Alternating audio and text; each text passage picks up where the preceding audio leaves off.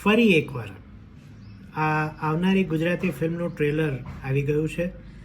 Trailer જોઈને મને એવું લાગ્યું, અથવા તો મને એવું લાગી રહ્યું છે કે આ એકદમ સિરિયસ ફિલ્મ છે અને પિતા પુત્રી વચ્ચેનો જે કોઈ મતભેદ છે એના વિશે આ ફિલ્મ વાત કરે છે.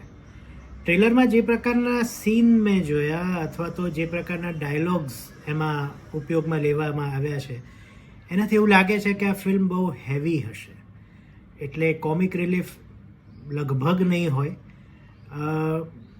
એવું નથી કે આપણે ત્યાં એકદમ હેવી ફિલ્મો નથી ચાલતી.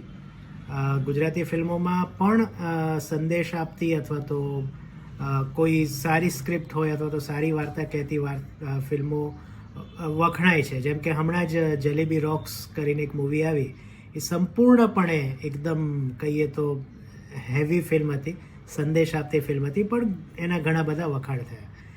તો ફિલ્મ કેવી હશે તો જ્યારે ફિલ્મ જોઈશું ત્યારે એના રિવ્યૂમાં ખબર પડશે. પણ અત્યારે તો મને એવું લાગ્યું કે ટ્રેલર પરથી કે ફરી એકવાર થોડી હેવી ફિલ્મ છે.